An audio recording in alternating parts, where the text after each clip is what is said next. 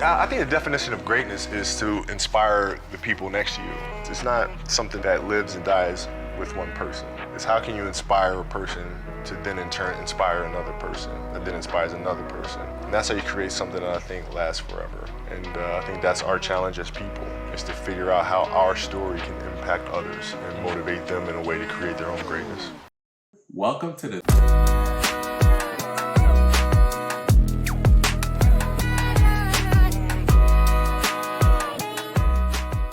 Welcome to the 3 on 3 podcast. That's right. You're tuned in to the number one basketball podcast in the universe. I'm joined with my guys, my compadres, amigos. You got your boy Ev here, got my boy Lou. And as always, you have the super producer Pod Mamba in the background, making sure we continue to be the number one basketball podcast in the universe. We have a great show in store for you, as always. We'll be talking about the trades that have gone down or possibly will go down in this NBA. So, we got our trade machines in the background calculating our computations, and we'll be giving them to you guys. And you know what? I'm going to go out on a limb and say we're a prophetic show, and some of these trades may happen. You heard it here first. So that's why you have to listen to us. Breaking news on the trade front. So let's jump right into it, man. We've officially entered this beautiful mess, the stretch of the seasons where teams stop pretending and they let us know who they really are. And the Wizards, they've ripped the bandit off. They said, yes, we're tanking loudly, proudly, and aggressively. And then somehow in the middle of this project, they went out and they got Trae Young, who they think may or may not be the answer. So at least for a little while, the Wizards think, this may be it. And then, we can talk about the Atlanta angle as well. We got Ja announcing all of that going on as well. And then we'll just continue to go down and evaluate our future trade rumors. But let's start off with the first one, man, with the Washington Wizards and the Atlanta Hawks basically saying, we'll do it first. We'll take the first shot. So I'll start off with you, Ev, as somebody who is a watcher of the Wizards lately and who enjoys this project, as we called it. I like that banner, Watcher of the Wizards. Sounds Yes, that's you right there. Watcher okay. of the Wizards, alliteration. Someone who's been following the team and who shamelessly says he enjoys watching certain players off the team. I want to hear your first thoughts on this Atlanta Washington transaction. Which team won, and were you shocked or not? So when the rumors and the reports started coming down and y'all were sending them in our group chat, I told y'all for a week, stop trolling me with this information about the possibility of Trae Young being traded to the Wizards. As a Knicks fan, I have my disdain for Trae Young for multiple reasons. One, he's been our number one villain here for the past 5 years. And then two, seeing what he's done in Atlanta, he had what some call a fluky playoff run back in 21, but they've been perennially, play-in teams since then. And so the argument of can you win with a Trae Young style offense, and the defensive liability, when I see and hear that the Wizards were looking to make a trade like that, I'm like, what good does that do for you? At initial glance, it seemed to me like this is the exact type of trade that bad teams do to stay bad and mismanage their money. But when you unpack it a little bit, I'll try to look at it from a glass half full standpoint, right? First off, CJ McCollum and Corey Kispert going out. CJ's been winning too many games for the Wizards these past few weeks. All right, looking too good. Messing up the flow, man. Right. Had to slap the wrist. Right. So when you win 5 or 7 games in the draft that you're trying to get a top 3 pick, you gotta get that productivity out of there. And the second part, right.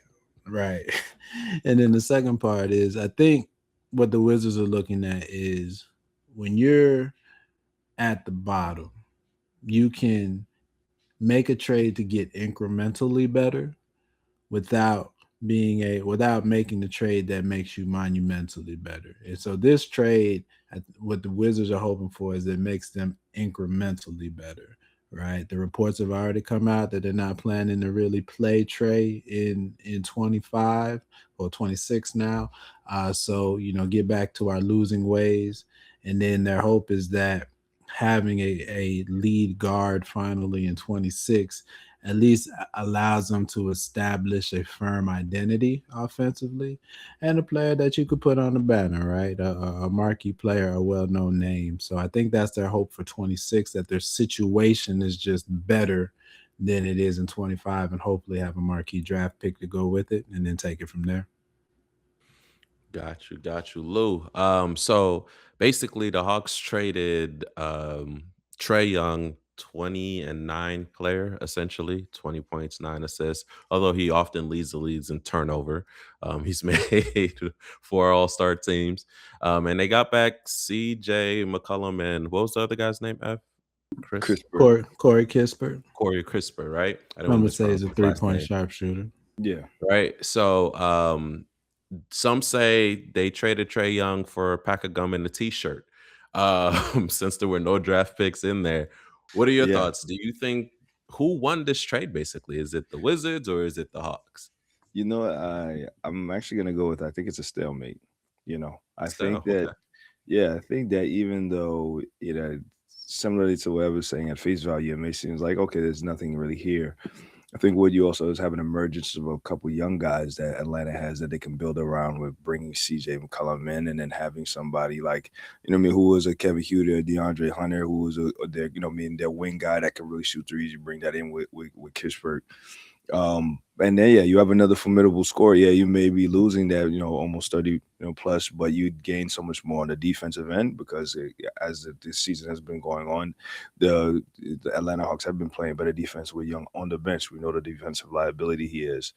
And like I said, so you have Rashad who we've seen him play, being able to show that he can ball out. The emergence of Jalen Johnson in the all-star type of play. You bring in McCollum and another couple of offensive pieces while bolstering your defense. You put yourself in a position to be maybe a higher playing team or a lower tier seed going into the playoffs.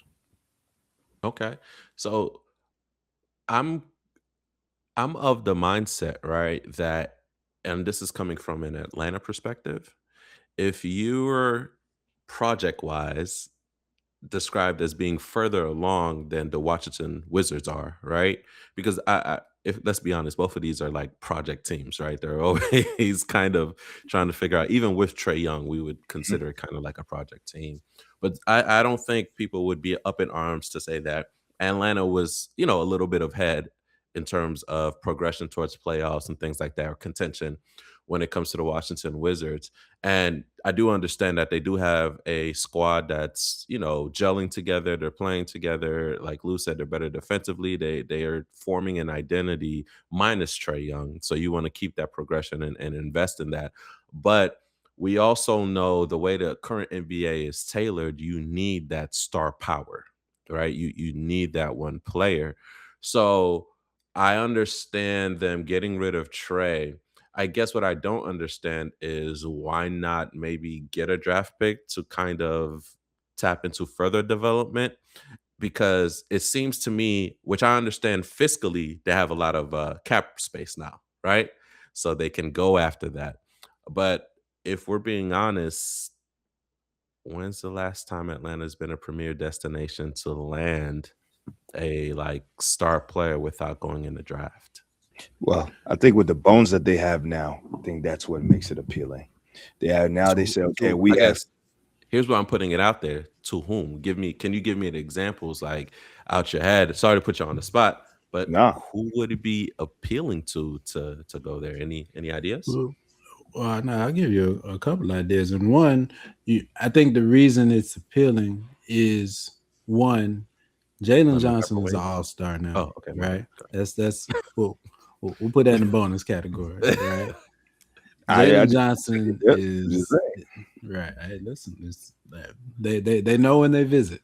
But yeah, Jalen Johnson is an all-star now, right? I mean, his ascension has been incredible. Solid.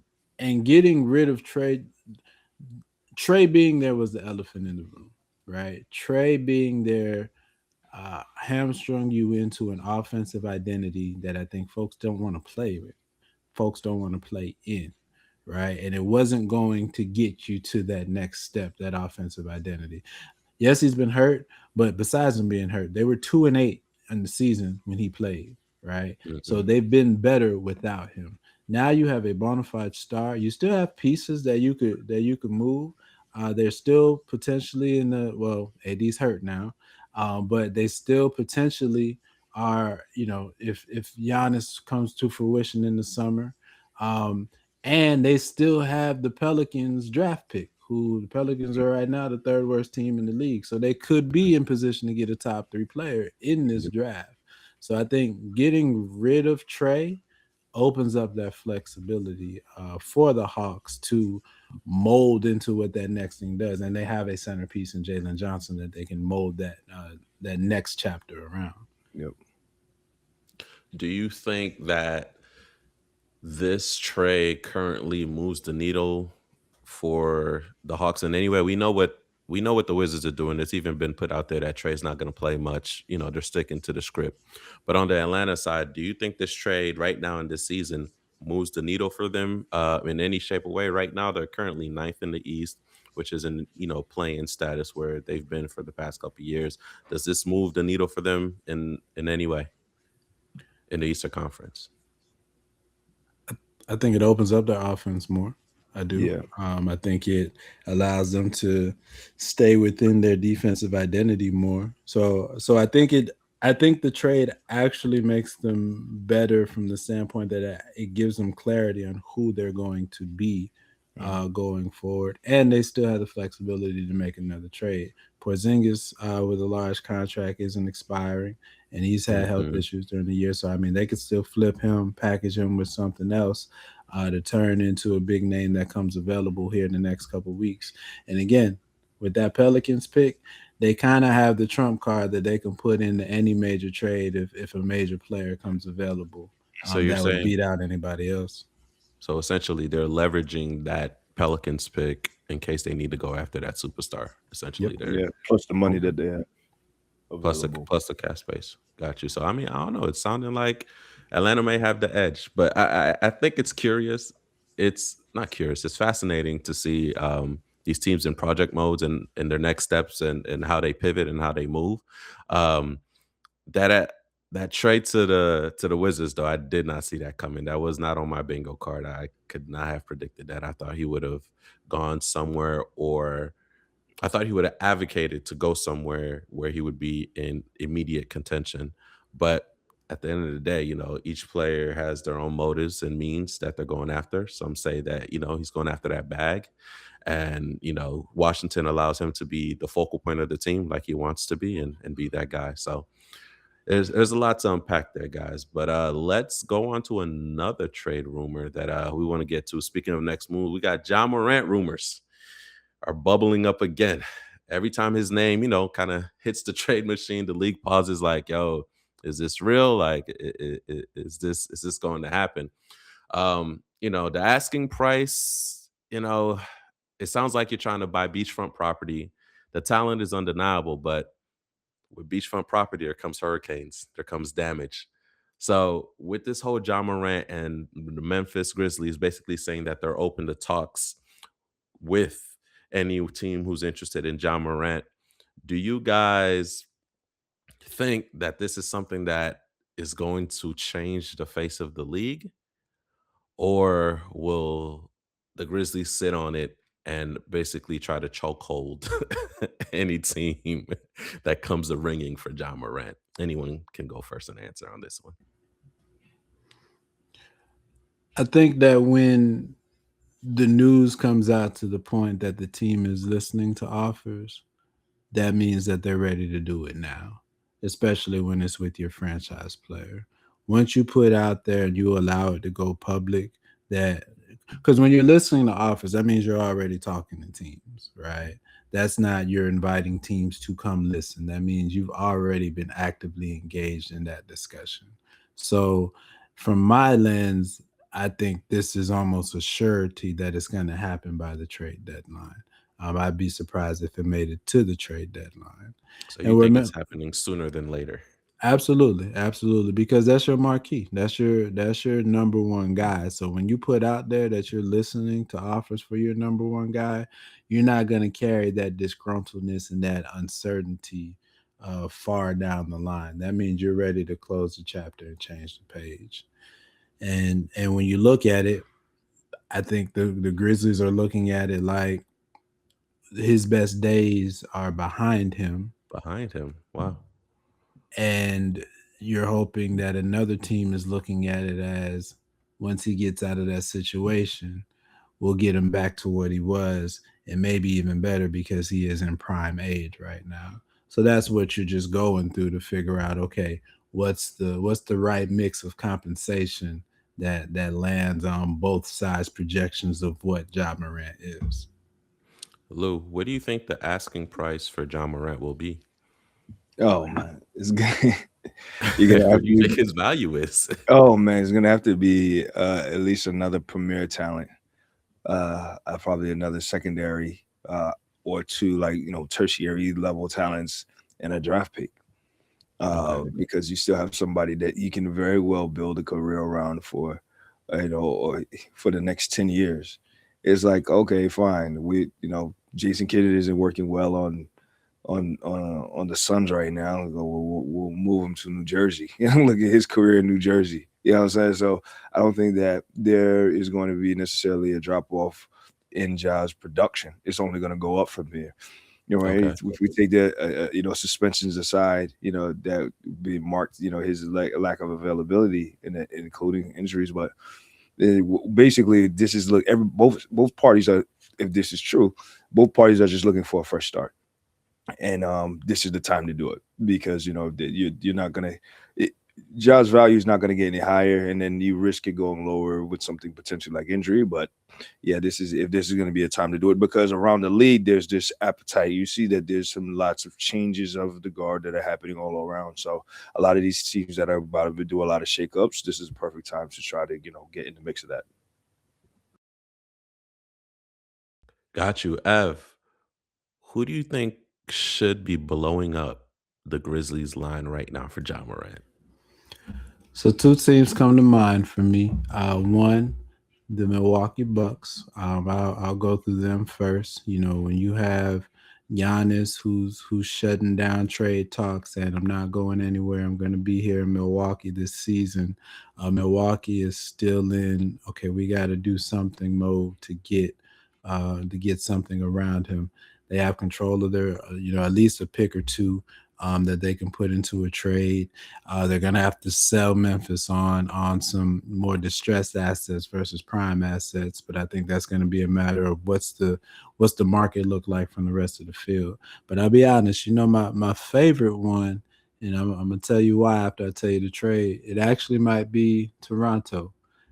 They can package. They've got some picks they own. They could package, Emmanuel quickly, put another player in with that to match the salary of Ja and send back. And then listen, we got Big Glow in Toronto already. Okay, we sprinkled that Memphis Magic all over Ja Memphis Morant. connection, That man. Memphis connection. All right, I see it. Ja I see Ja it. Morant in Toronto. That's my call. That's my favorite.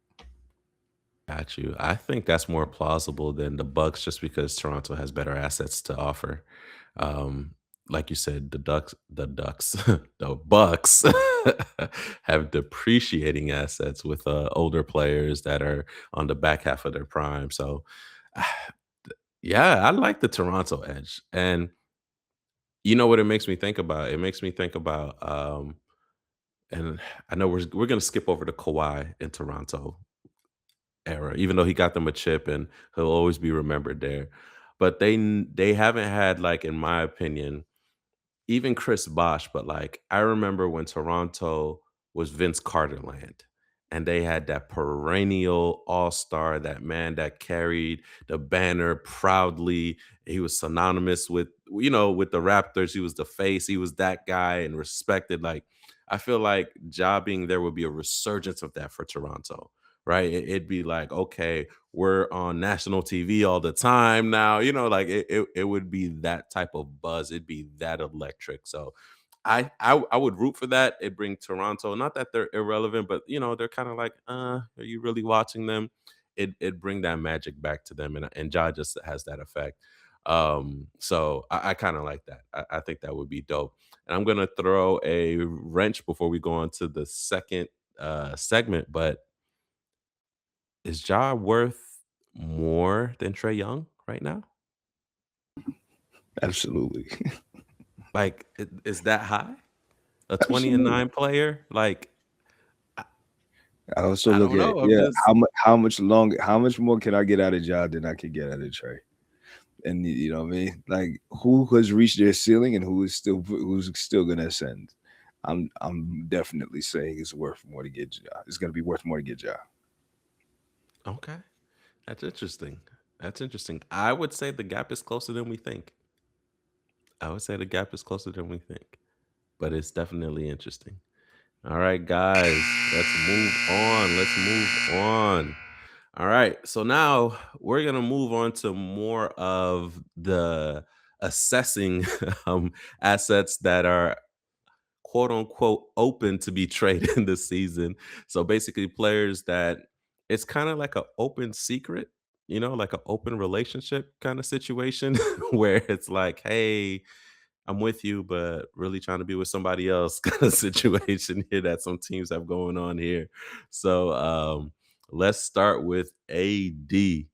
As Ev pointed out, AD has a torn ligament in his hand and is hurt, so he'll be out for a couple months, I think. So that kind of tanked his option. But before that, he was definitely being put out there as somebody that potentially could be traded to bring better assets to Dallas. I know he was being juxtaposed with the Atlanta Hawks for a long time, especially during the whole Trae situation. So let's start with him. Do you guys think that he will actually be moved now, especially with this injury that he has? Or has this injury really just basically torpedoed him for the season? He's gonna stay put in Dallas until next year. He hopefully gets healthy again, and then they'll just try to offload him. Then what do you think's going to happen with Anthony Davis? I just want to slide in there. I just want to read the injury report as to how he received such hand injury. I'll leave it at that. Want to know if this was self-inflicted. Listen, I definitely think he hurt himself on purpose. He came out last week and said his desire is to stay in Dallas. And I think his desire is to stay in Dallas is because his desire is to get an extension. Mm, And so that's what he's balancing between right now. I will say though, I think this is a blessing in disguise for Dallas though. I think one, the less AD plays this season, the better. I don't think they could trade him now. But if he's out, for the majority of the season, stay bad. Stay bad. I think they got the 8th worst record in the league right now. stay Without bad. AD, stay bad. I think Charlotte's better than them without AD. I think the Jazz right there neck and neck with them. So I mean they're in potential to possibly get a top 6 pick Yep. in this upcoming draft. Get that, have a healthy AD and a healthy Kyrie next summer. Move some of these other players on your roster because I think they have tradable pieces. PJ Washington, Daniel Gafford, Najee Marshall. Like you have a roadmap to be bad.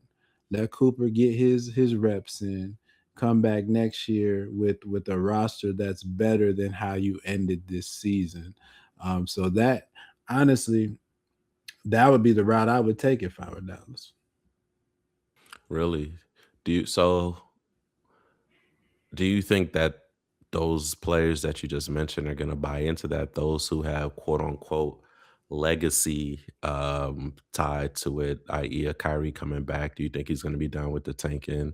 Cooper, may or may not get rookie of the year because Edgecombe is really balling. You got Harper who's balling in the San Antonio Spurs as well too. So do you think these guys are willing to make those sacrifices for those? I don't want to say ego, but those other awards that really are more about them going to for the team to get better. And also, Jason Kidd, I don't see him staying if they get really bad. I mean, you had Kyrie not coming back till March anyway, if he comes back. So I mean, what's the difference between March and sitting out another month and being fresh next year? AD he AD knows how to sit and wear nice sweaters on the sideline. He's had enough practice at that. He'll be Don't forget to fine. change. Don't forget to change. Yeah, and the change, nice Oh, little man. piece, right? And Listen, man, Cooper, he ran he's a into that rookie. player, man. It tore his ligament when he ran into that player, okay? He sure did. Yeah, Sure I did. mean, maybe he held his hand in the door frame too long, and somebody accidentally Wow. closed the door without his knowledge. Who knows? Who knows? All right. I guess. I don't know.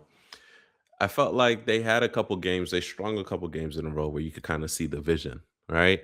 And I guess the hope that some were holding on to was, man, wait till we get Kyrie back. That's, wait till we get Kyrie and AD. And it's just like, man, do you just sit that down and start all over?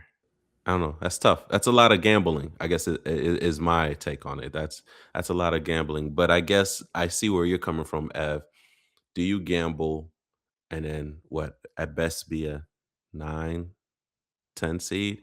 10, 12. That's all I'm saying. 10, You're 12. right. All right. Do you Right. gamble and then be a 10, 12 seed and eventually lose and not get the possible picks that you could have if you would have tanked? So I get it. It's a lot of things that you do have to evaluate. And just shout out to your team as well. I mean, the way Portland's been playing, right? I 5 in a row, think, baby. yeah. I think Beat you Houston put twice, some. baby. I saw that you put some space and About to beat the some Knicks next, space and baby. identity. I mean, we'll see you tonight. Hey, yo. Hey, We'll put it in the chat by the time y'all hear this post. The game will Yeah, happen. man. But I mean, I think Portland's put some space where they're solidifying themselves in that 9 going for 8 range. Clippers have looked better over the past couple weeks, so I think Dallas's path to the playoffs is getting incredibly bleak right now. Well, So so here's my thing though. You just named two teams that. So if we say Ja's going to be moved, right? We all agreed that Ja's going to be moved sooner than later. So that takes the Grizzlies off because when you move, you gotta unless they get somebody really monumental, we don't see them really kind of going up on the list, right? Who are they gonna get? Well, they got 2 point guards that are hurt though too, and that's part of why they're looking at it, right? They've got Scottie Pippen Jr. and then they've got a buddy they signed from Cleveland this off season. Both of them coming back like in January. Um, um, Pop Mama will give me the name, but he was in the 6 man of the year race last year. So that's So you also think what Memphis is looking at as well. so you Right. think that with a potential, hopefully they get another all-star player, would still put them in contention to make a playoff push this year? I think they'll be above Dallas still. If AD's out for 2 months and Kyrie's not back till March, right? Who Doesn't leave much what of a are they secret. the next 2 months? Yeah. You still think they'll be above Dallas? Okay. Yeah, I think Dallas is much closer to, hey, we could pretend, the way this league works. I mean, Dallas with the 6 worth record. I mean, you saw the odds they got last year and what happened. They're probably looking like, listen, let's play the lottery again. I said, you think they're gonna strike gold twice? I That's good. mean, How did Cleveland ended with that number 1 pick? Roll I the guess. dice. they're much closer to top six draft pick than a play-in position. That's all I'm saying. And at some point, that reality kicks in, and then you make the move accordingly. Ty Jerome, that's the name. Ty Jerome. Ty Jerome. Yeah. Okay, from Cleveland. From Cleveland, Right, right? from Cleveland. Yeah. Got it. Okay. Got you. All right, guys, let's move on to the West Coast, Golden State Warriors and Kuminga. Man, this is a bad relationship, bro. Like, that's so hard over there, man. That is just all messy. So, do you think it's officially over? Will Golden State finally break up with Kuminga and move him over and finally get somebody to bolster their roster, because Golden State perpetually has been in that playing position, in that's what, 7 or 8, 9 kind of position. They haven't gotten any headway, because when you look up above them, those teams are solid. And even when Golden State makes a run, it's just so happens that the teams above them make a run as well. So they never really get any footing.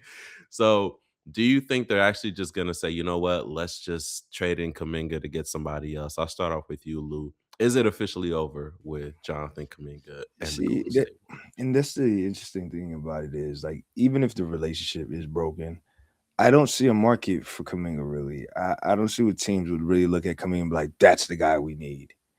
Mm, So to me, his stock is not that high, right? He's somebody that maybe if you're already a team in the top 3 or 4, and you maybe want to try to sign a guy to bolster up your depth, but he's not gonna go for it at this point. So you know what I mean, just kind of like a stalemate. So I really I think this is one of those is gonna be one of those perpetually bad relationships, maybe until like he has the option to just walk away. Unless again, just for things shake nothing. up. Yeah, until things shake up enough. I said unless that's what I'm saying, unless things shake up enough where there is gonna be some void that he potentially could fill.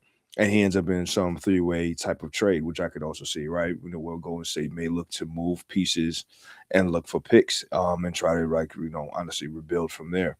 But I don't see a one-to-one trade for Kaminga with Golden State and anybody else. Got you.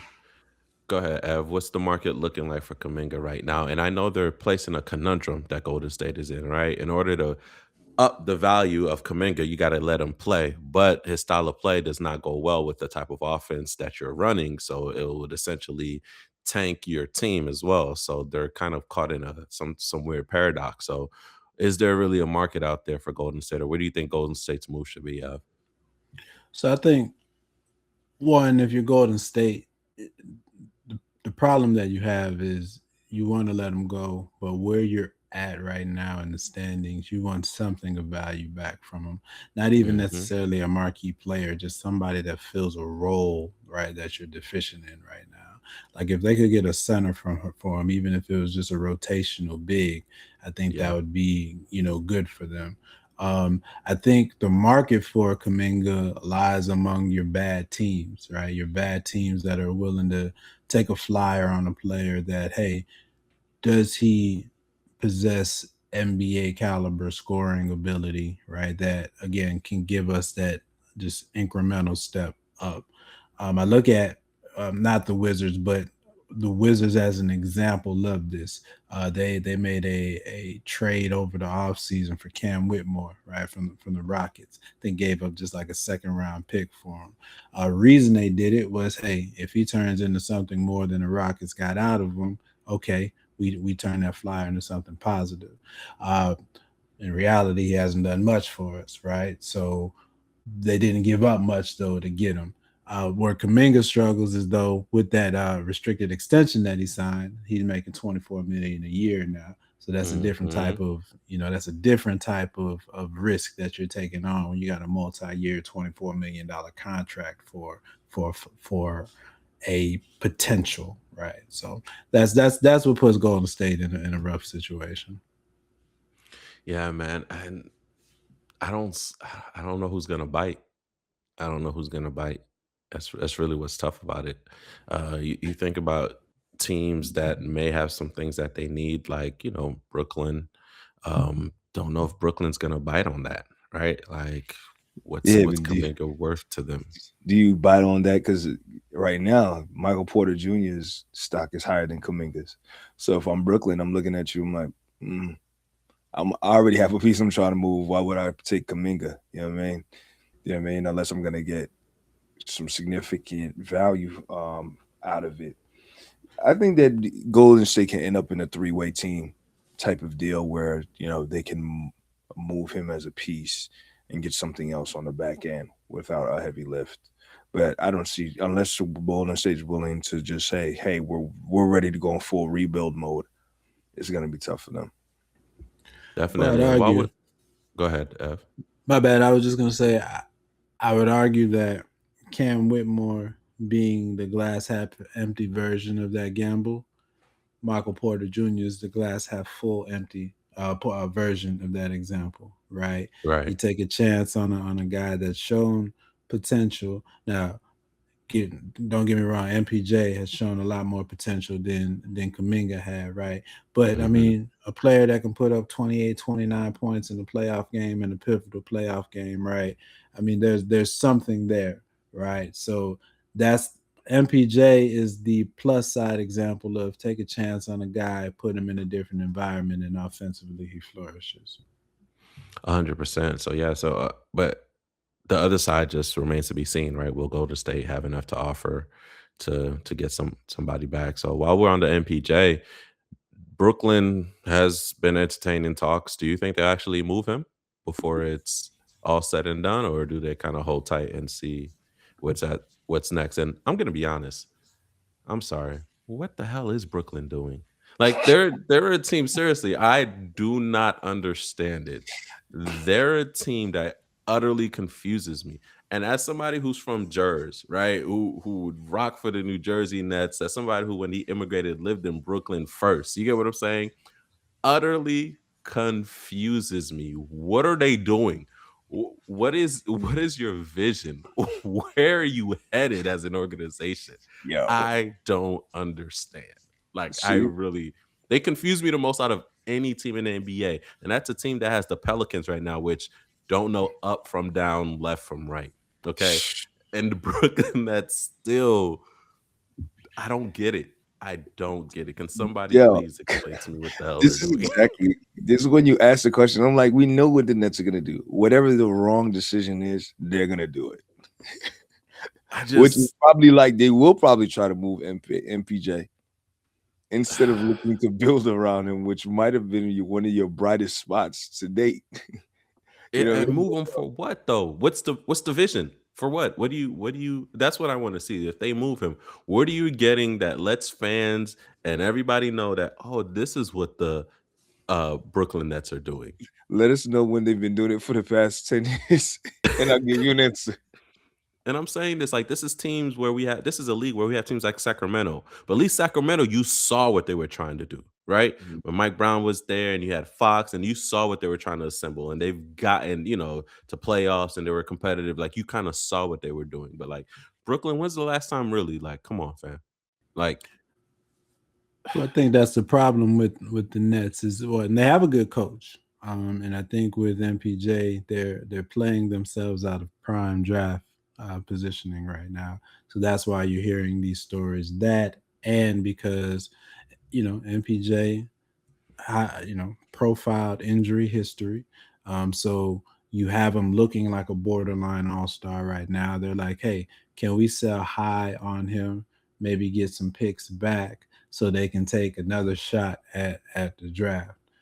Where, although that sounds good, you look at what they did this past draft, where they basically traded out of other drafts to get 5 picks in this draft, and none of them are you're not looking at any of them yet like, oh, okay, that's the future right there, right? I think Brooklyn's problem is they can't decide. They don't know how to be a large market team. That's what it is, right? They have the beautiful stadium, but that's the only thing large market about the Brooklyn Nets. This is a mom and pop store that got lucky when a couple players chose to go there, and Kevin Durant and Kyrie Irving, right? But free agency doesn't work anymore. Players don't reach free agency anymore. Mhm. So the likelihood of them turning this cap space into some marquee players that are in their prime is slim to none now. So that's why they're in this wilderness, and I don't think even they know precisely what they bro, want to do.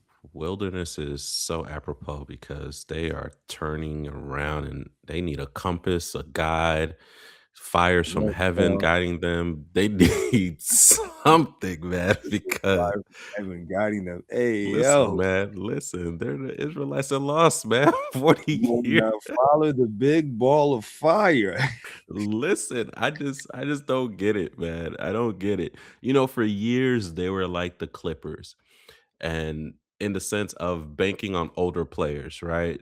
We talked about the Harden, the Kyrie, the Durant. Before that, they went all out on what Joe Johnson, Paul Pierce, Kevin Garnett, and they were doing that because, respectively, like Ev said, they're in a big market city. Like it's New York. It's New York. That's just what it is. So you got to contend with the Knicks, and the Knicks have that legacy, right? But even then, after that, what's the plan? What's the plan? So when you strip down, right? When you essentially got rid of Kyrie, when you got rid of KD and all of that, right? That was apropos time to rebuild and show people where you were going. Like, we don't see it. You doubling down on players who are, you get what I mean? Who are just shells, empty stat players who are not really going anywhere, who are what? A second option at best on other teams, because that's really what Cam Thomas is. That's really what MJ, like, that's what Michael Porter Jr. is, right? A second option is at best, right? So it frustrates me as somebody who, loves the city of Brooklyn, who's been up there, who's from up there, and knows how passionate we can be, to see a team so lost and just chasing their own tails. It's just really frustrating. So hopefully they figure it out, man. And if you're gonna come off of Michael Porter Jr., find a direction. So if it's like Ever saying, like, yo, sell off your assets and just tank and go for it, okay. But commit to that. You get what I'm saying? Commit to that. They're stuck on the bottom half of being a subpar team. Does that make sense? So we often talk about teams who are content with being in the middle, right? You talk about the Hawks, right? They were just in the middle, but they're in the middle, like, 7, 8, 9. The Nets have been content with being 11, 12. You get what I mean? So I don't know. I'll get off the soapbox, but they need Nah, direction. it's That's what like they need this people trade. going to Barclay for everything but basketball. Facts, fam. Last time I was there, it wasn't for basketball. It was for the That's circus, it which was, might have yeah. been I was basketball about too. to say the circus. That is so funny. I It's was the about to circus, say right? we were there for I'm the saying, circus. which one could argue that the Is organization Brooklyn basketball. So MPJ is taking them out of top pick range right now, and that's their problem. I don't want to say this out loud, but they need MPJ to pull an AD. That's what they need. Hurt your hand for about 3 months, and let's Run keep into you somebody real quick. right. Let's keep you, because I mean, listen, you giving us borderline all-star numbers, but Hey, let Right. us get into this nice draft that's coming up, so we could put a he player probably also next like, to you. man, I'm trying to get my stock up. I don't know how y'all about to play, which is Exactly. what McCullum was doing. Like, hey, I need to keep my stock up because, hey, I don't know how y'all playing, but I need to get paid. You That's know what I mean? it. And that's But why he's on Porter the young trade enough, block. he may whisper in his ear like this here. That Oh, is why. man. Michael. All right, Yeah, fellas. they went in there. They brought him in the office to have that conversation, Lou.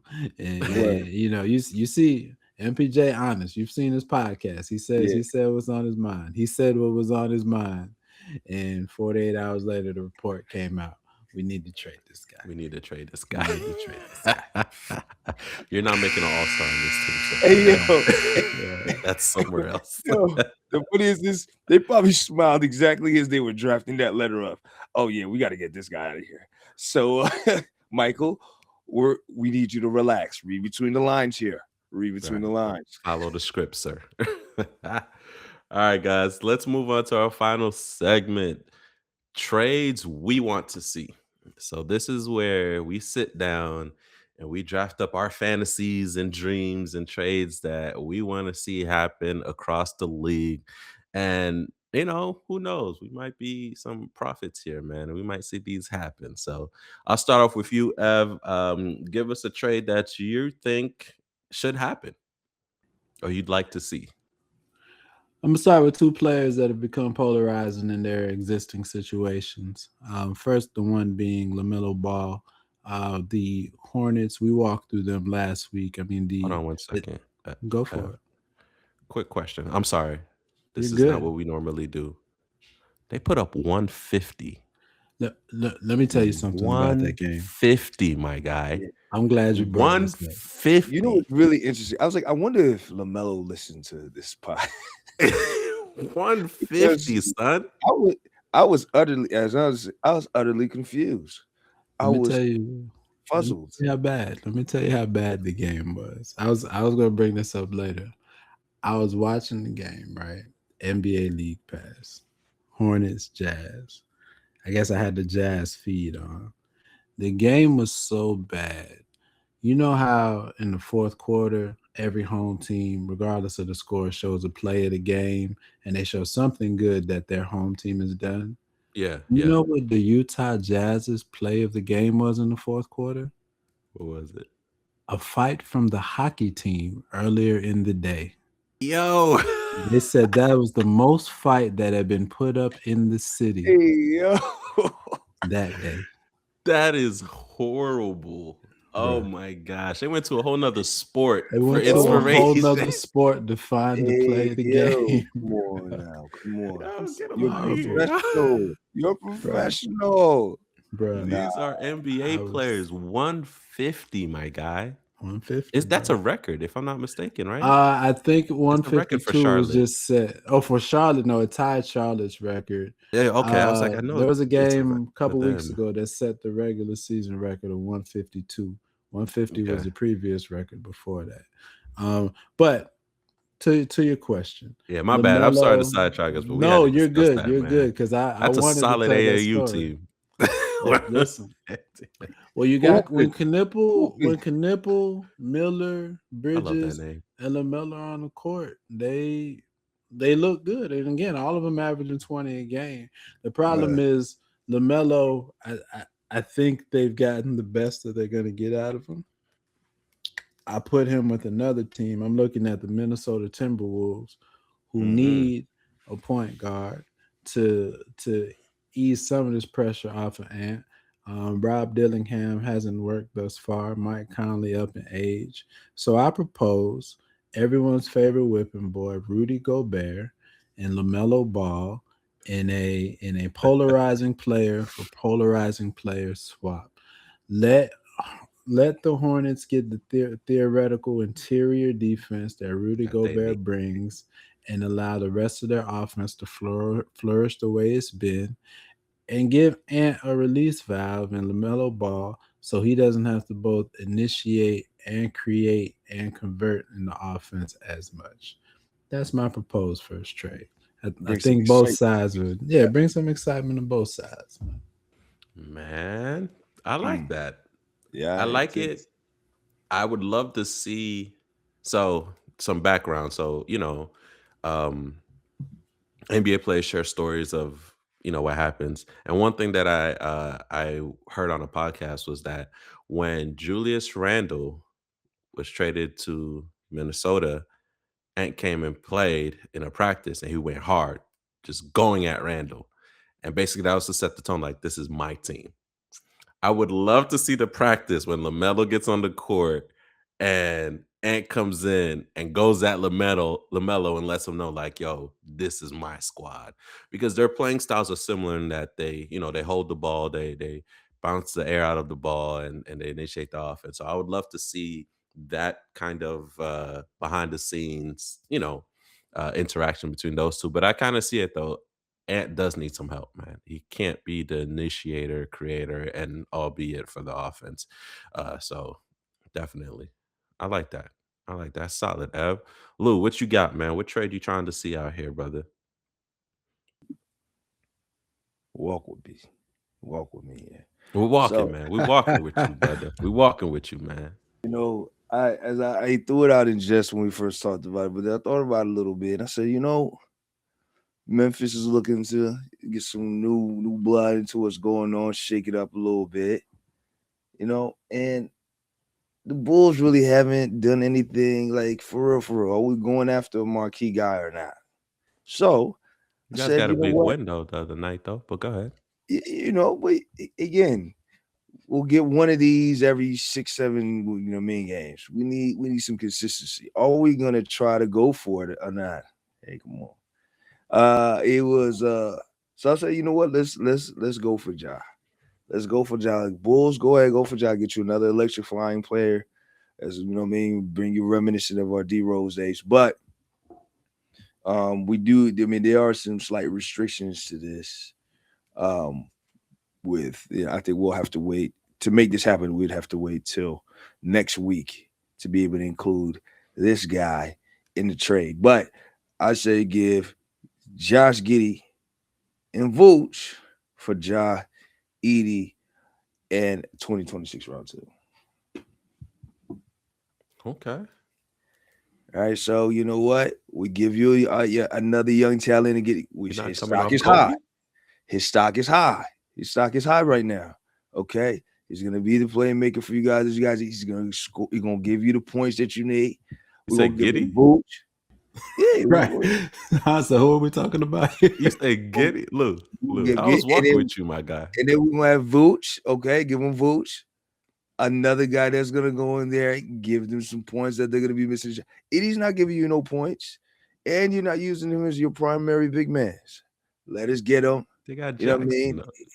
Let us get him. You know, and I think that gives us a good chance in revitalizing our team. We have all the other playmaking pieces around to get Ja going, and you know, Memphis they get some quality guys that they can use to continue their current campaign. It doesn't make them any worse than they are now. I'd argue that it makes them better, and you have a clear trajectory with Giddey. Fam. I'm trying to sell us on this Giddey. You got to come off of White. You got to come off of Kobe, man. You got to come off of Kobe. I give you Ayo. You got to come off of Kobe. This trade definitely exactly sounds what I'm not trying to give up. For it to work, I see you holding on to dear life, trying to give everything but Kobe, man. You're saying, look, everybody but Kobe for Ja. We need Kobe.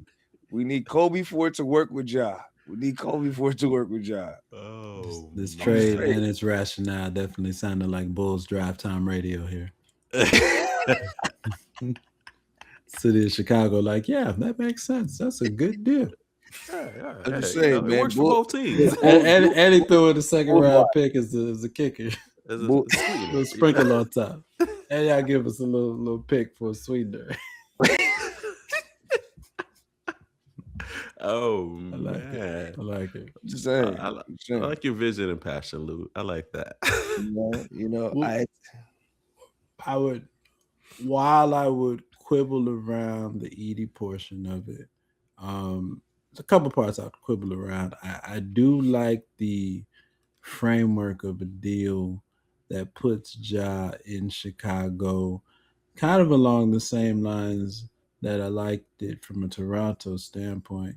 Although this one sounds almost more like a Trae or Washington type parallel, where it's like you have a team, you have some parts you need an identity, right? And so if you're going to put, Ja comes into Chicago, you can easily put him on the billboard, right? You can easily put him on the marquee. Right. You can sell that air, or let me not say air, that high flying apparent to it, right? So I can see the sell there.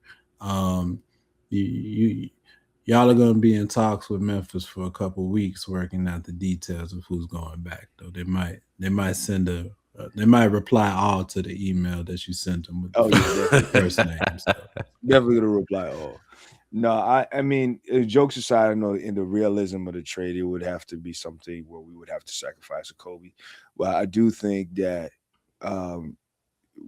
Giddey wouldn't work with Ja on the floor, right? So I don't think that having them on the same team, that's why I agree with that. It would need to be included in moving him as a piece, moving Vooch as a sweetener to the other team, because Vooch still is a guy, man. He's I would say as serviceable as like a Kevin Love that you're gonna have in this current. So he's gonna be able to give you some time. And then more than likely we would have to give up a guy like Kobe. I would, yes, of course, I would try to push for Ayo instead and try to keep our marquee guy in Kobe. But yeah, it will more than likely have to be one of them guys. But bringing somebody in like Ja, you then establish a framework of like, here's the direction that we're going in, and also you put yourself in an opportunity to be able to attract other talent that would want to come play with Ja. Okay, got you. All right, my trade, it's gonna be Blazer centric because 5-game winning streak, possibly 6, depending on how we handle New York. You know what I'm saying? I'm just saying, I'm just throwing out there. I'm just throwing out there, man. Listen, we're riding a high right now. We're gonna ride it. Okay. So my proposal is we are going to the pick and pull bin. We're gonna walk over to the pick and pull bin in Sacramento, and we're gonna want some bonus. Every time I hear that, I just think of like when you go in the door, the store, you hear it hits the bell, bling. Yeah, pick and pull, man. I was in there with the cart, How may I help a you? Blazers cart. Yes. How may I help you? I'm trying to fill my Blazers cart right now. How may I help you? Okay. Yes, Sacramento. So we're walking into your establishment. I want some bonus, man. We need a solid post play player. We're guard heavy. And I think we would put up a couple players that they may or may not be interested in, but Sacramento, who knows what they're doing, right? They're kind of like the Brooklyn Nets. They don't know what they're doing. They don't know what they have. They are doubling down on players that they need to get rid of, right? They don't want to get rid of Levine, but they need to get rid of Levine. All of that, right? So I would say is we get Sabonis, we ship out Grant, we ship out Shaden Sharp, which would be a sweetener because that's the only way we'd have to get them to do that. I was not expecting that. I know. I wasn't you would either. have called tooth and nail to keep that. But listen, Denny is doing his thing. Denny is an all-star player. He's doing his thing. Okay. So if we have Denny and we have Caleb Love who's coming along, you get what I'm saying? Like we have Caleb who's coming along. If I'm getting Sabonis back and I'm also gonna get Damian Lillard back, top 75 player of all time, it's gonna give you 20 plus points as well, too. That's gonna cover Shaden's half. Right, I need to keep Kamara because he's a solid defender, so I don't want to get rid of him. He plays both sides of the ball, so that's why I'm keeping him. So I got to give him Shaden Sharp, man. Give you Jeremy Grant, Shaden Sharp. I'll even throw in Scoop if you want to. Give you Scoop. Give you your downhill point guard, man. Come on, man. Let's go. Let's go, man. That's what I'm saying. Let me ask you on this, and I'll be honest. I wasn't expecting the Shaden Sharp addition. If I'm Sacramento, we're definitely having a meeting about that. If you bring Sabonis in, does Klingon come off the bench or does Sabonis start alongside? 4. He starts Sabonis alongside. is 4. You move everybody down a position, and then you just go basically five, a big, basically 5 wings / bigs, and then a guard. Because if you start, and we're talking about next season, right? You got Damian, you got Avia, you got Tamara, and then you have Sabonis, and then you have Klingon. Okay. So you try to do it how Cleveland was trying to work it with Jared, and then yeah, because Klingon, he'll get you bored, so he'll defend the rim. He's not giving you too many points, right? He gets it off the boards, right? That's where he eats. You're not gonna throw it to him in the post too much. That would be a great, that's why I think they work, because Sabonis also is not gonna defend the rim. You get what I mean? So I can't put him at my 5, Ev. You feel me? So I have to put him at the 4. So that's where I'm going with it. That's a trade that I like to see. So. Well, I think it gives you flexibility. If you make that trade, it gives you wing flexibility because even if Sabonis is your 5, you'd have lineups with Sabonis at the 5 with Kamara and Avdia, and so I think you still have lineups that work with that.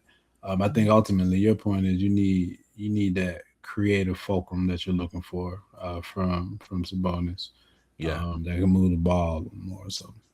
Yeah, definitely. All right, guys, we have time for one more. Go ahead, Ev. Give us one more before we sign off, real quick. All right, y'all. Here's the one. Everybody loves a reunion, man. Sometimes you leave, it doesn't work. Grass isn't greener on the other side, and you need to come home. We talked about Kuminga. We talked about what the landscape is for him. We talked about Dallas. We talked about pieces that they need to just get out and really build for next year. This isn't what Klay Thompson signed up for, y'all. Let's be honest. And Steph hasn't looked happy since Klay's left, right? Let's just be honest. So let's mend all of this right now. Jonathan Kuminga and Buddy Hield to the Dallas Mavericks for Daniel Gafford and Klay Thompson.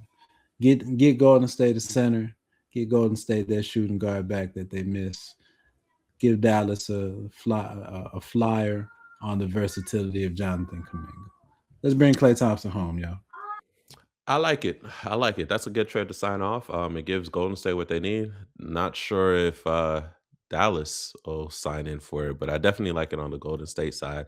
And I'm gonna be honest with you, Ev, Clay's winning right now. He has Meg, so that's where I'm at with that. Yo, he's winning right now. There's more to life than basketball, Ev. Okay. Wow. All right. But all right, guys. On that note, thank you so much for joining us. As always, hit us up on our social media. Interact with us. We'll see you guys next time. Have a great week. Peace. What's up, guys, and thanks for listening. I want you to do two things for me right now. One, give this episode a thumbs up, and two, be sure to subscribe to our channel. You can also follow us on all the socials at the 3on3 Podcast and send us an email at the 3on3podcast@gmail.com. We appreciate you, and tune in next week.